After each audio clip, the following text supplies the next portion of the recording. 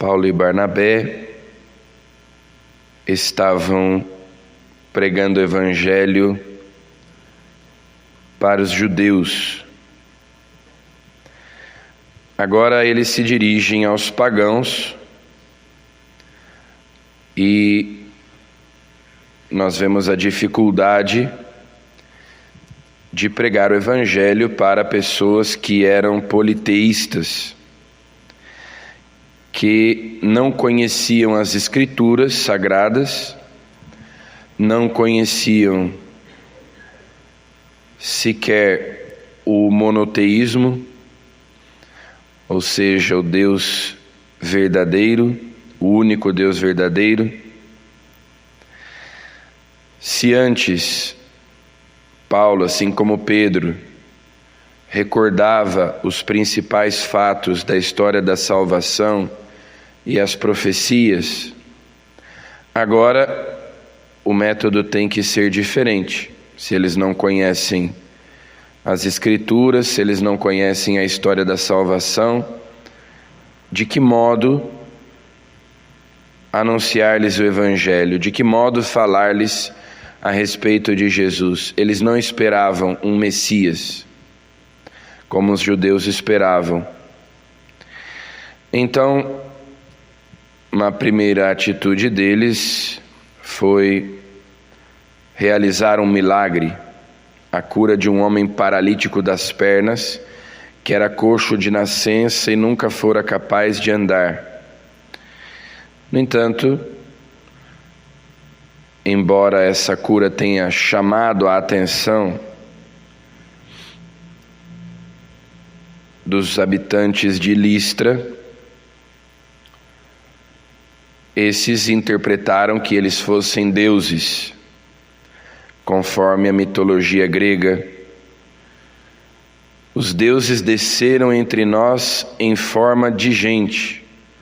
Chamavam a Barnabé Júpiter e a Paulo Mercúrio, e queriam oferecer sacrifícios para eles, prestar culto, adorá-los como deuses.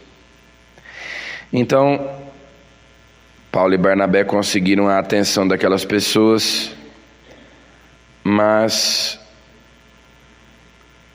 como falar-lhes de Deus, como falar-lhes de Jesus, já que as concepções que eles tinham eram tão diferentes?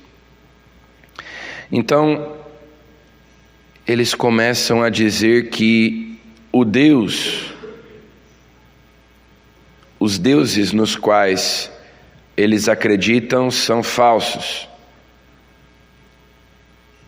são ídolos inúteis, e que eles devem se converter ao Deus vivo, Criador de todas as coisas, que fez o céu, a terra, o mar e tudo o que neles existe.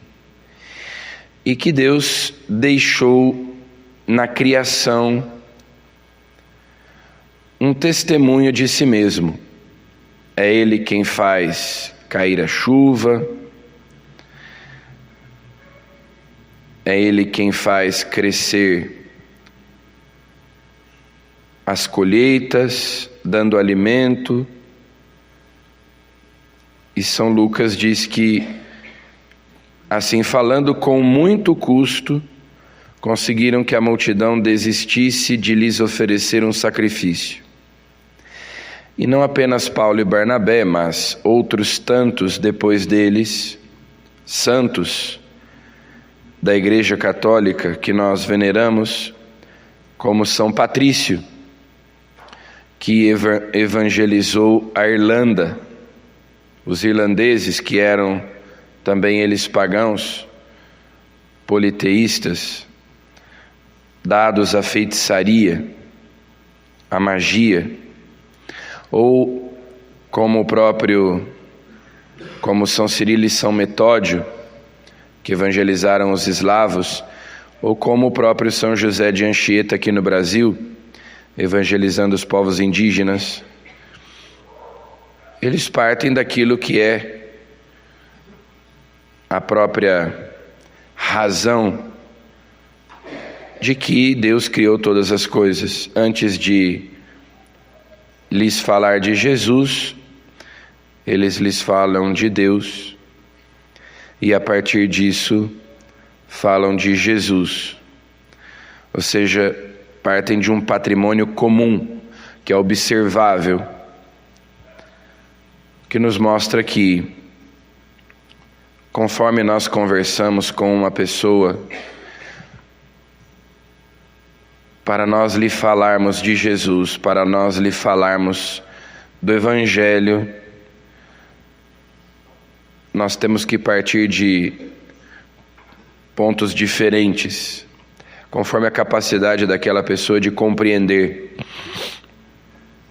Nosso modo de falar da nossa fé para uma pessoa é diferente do modo de falar com outra pessoa, porque são pessoas diferentes, são histórias de vida diferentes, concepções diferentes.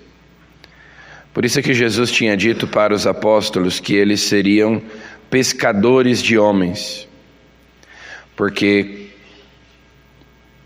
quando você quer pescar um tipo de peixe, num tipo de ambiente, você usa uma isca específica que não serve para outros tipos de peixes em outros ambientes.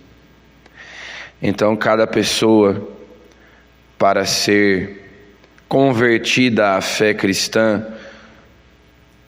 exige uma linguagem diferente, exige uma abordagem diferente. São José Maria Escrivá, por exemplo, falava do apostolado da amizade, ou seja, que às vezes para falar de Jesus para alguém, primeiro é preciso que a gente se torne amigo daquela pessoa, que a gente se aproxime dela, que a gente converse sobre outras coisas que nada tem a ver com o Evangelho, encontre interesses em comum, para depois então aos poucos ir introduzindo aquela pessoa na fé, para aos poucos falar de Jesus para ela, mas antes é preciso encontrar pontos de interesse em comum, criar laços de amizade, aproximar-se dela. De fato é uma pescaria, como o próprio Jesus disse para os apóstolos, porque nós queremos que mais gente conheça e ame Jesus e assim, tendo fé nele, alcance a salvação, obtenha a salvação. Muitos, como Paulo e Barnabé, saíram pregando o Evangelho em muitas cidades, para muitas pessoas, mas nós também podemos falar de Jesus para aquelas pessoas com as quais nós nos encontramos no nosso dia a dia, que cruzam o nosso caminho, que convivem conosco. E no Evangelho, ainda no contexto da última ceia, Jesus diz para os apóstolos que quem o ama de verdade acolhe os seus mandamentos e os observa. Isso São João também repete muitas vezes na sua primeira carta. Ou seja, nós dizemos que amamos a Deus, que amamos Jesus, mas como podemos saber se nós realmente o amamos, se nós o amamos de verdade?